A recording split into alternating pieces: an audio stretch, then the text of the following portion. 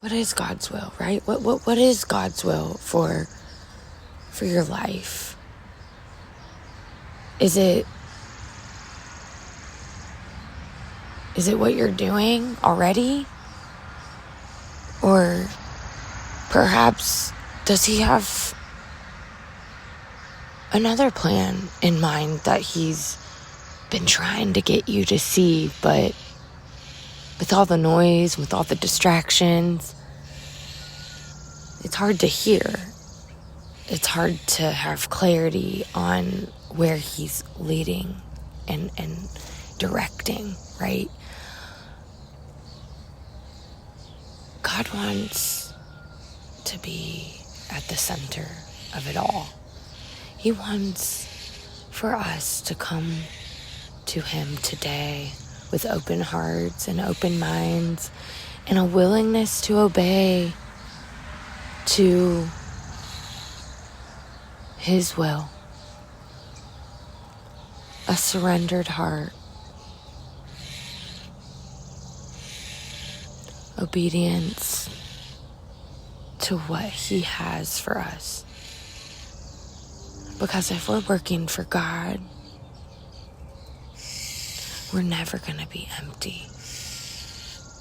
We're always going to be fueled. We're always going to want more of the work that he has for us because we're hungry. Because we're hungry for what he has. It's fulfilling because we're in his will and his plan, and it's purposeful because it's sustainable, because it has kingdom impact, not just enough to fulfill the short and temporary fleeting pleasures of this world. We want what we're doing to make an impact beyond earthbound, beyond this world, right? We want it to reach the gates of heaven. We want to hear those trumpets. We want to get there and hear, "Well done, my good and faithful servant. Well done." Are we enjoying a sunset or a sunrise and a nice cup of coffee? Or, are we just worried about the next thing that we have to do to fulfill our earthly pleasures? Are we creating such a life for ourselves that is so busy that we aren't even taking the time to enjoy what the creator of this universe has mastered before us? Why are we so indulged and so busy and just so consumed with the things and the ways of this world? Why are we always wanting and needing more? It's so simple, yet we as humans complicate it. We need Jesus. We need his word. We need to submerge ourselves in nature. Get our hands and our toes in some soil.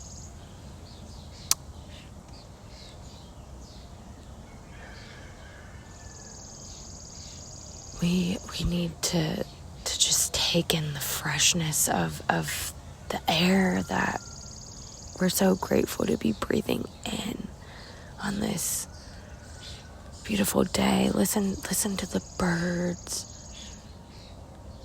And think about how they don't have to worry about a thing. Because God provides for them and he will provide for us. We overthink and we overcomplicate and we overdo. when really less is more.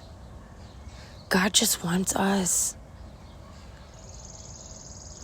He just wants us to himself. That's all he wants. That's all he's asking. He's asking for our hearts. He wants our hearts. He wants a fully willful and surrendered heart. He wants to bless you. He wants to use you. But how can he use us when we're always so filled with day-to-day tasks? We're distracted, we're consumed, we're so full. Our schedules, we have full schedules. Yet what is it really doing, and how is it impacting kingdom purposes? What does our day look like from start to finish? And in that day, how is it blessing others? How is it being used to impact the kingdom? What are we doing with our time? What are we doing with our resources? What are we doing with the gifts that God has blessed us with? The wisdom that He has given to us. The revelation that He has entrusted to us. How are we acting upon the things of the Lord?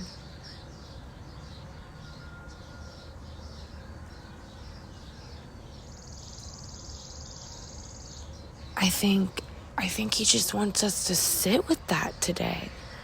To just sit with that, and to just sit with Him and His word, and let it sink in. And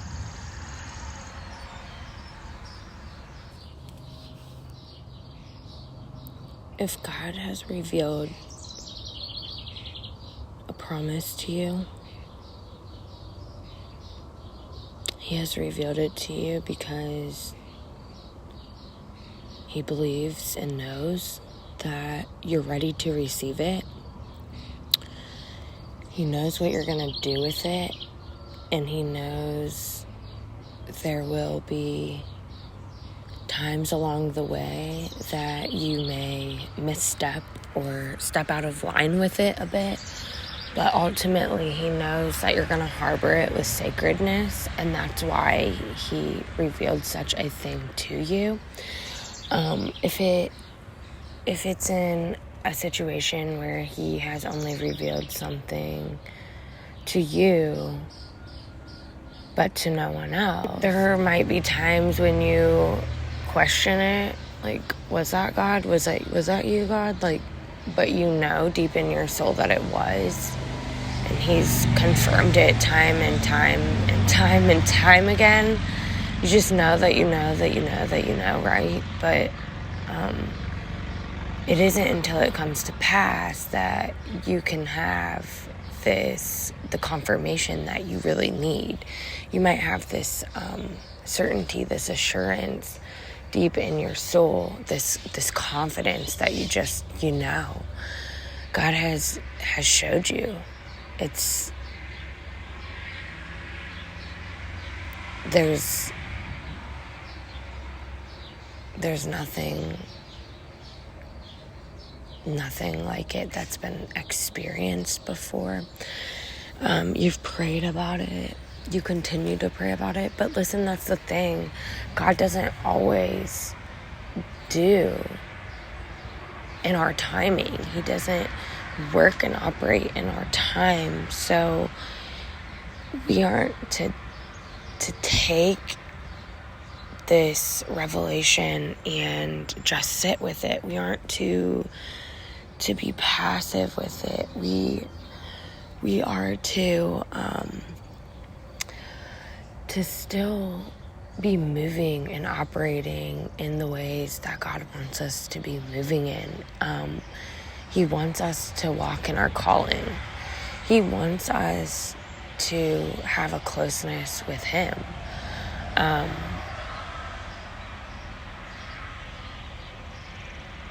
He's shifting and moving and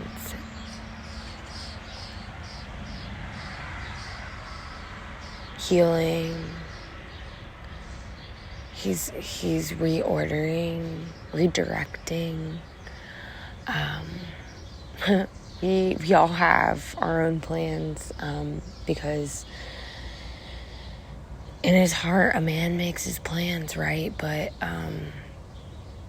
it is God who directs his steps. And so God often has to reshuffle what we do because we moved in our own plan.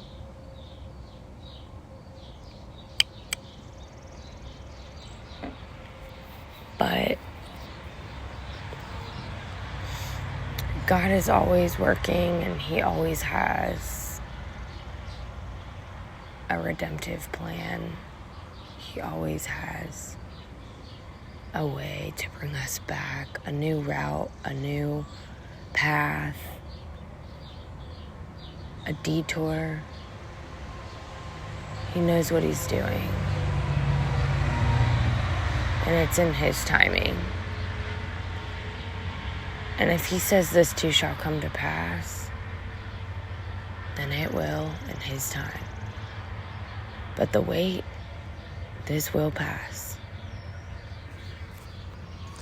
There's an opportune time to do things, a right time for everything on the earth. A right time for birth and another for death. A right time to plant and another to reap. A right time to kill and another to heal. A right time to destroy and another to construct. A right time to cry and another to laugh. A right time to lament and another to cheer. A right time to make love and another to abstain. A right time to embrace and another to part. A right time to search and another to count your losses. A right time to hold on and another to let go. A right time to rip out and another to mend. A right time to shut up and another to speak up. A right time to love and another to hate. A right time to wage war and another to make peace. But in the end, does it really make a difference what anyone actually does? I've had a good look at what God has given us to do. Busy work, mostly true. True. God made everything beautiful in itself and in its time, but he's left us in the dark so we can never know what God is up to, whether he's coming or going. I've decided that there's nothing better to do than go ahead and have a good time and get the most we can out of life. That's it. Eat, drink, and make the most of your job. It's God's gift. I've also concluded that whatever God does, that's the way it's going to be, always. No addition, no subtraction. God's done it, and that's it. That's so we'll quit asking questions and simply worship in holy fear. Whatever was is, whatever will be is. That's how it always is with God.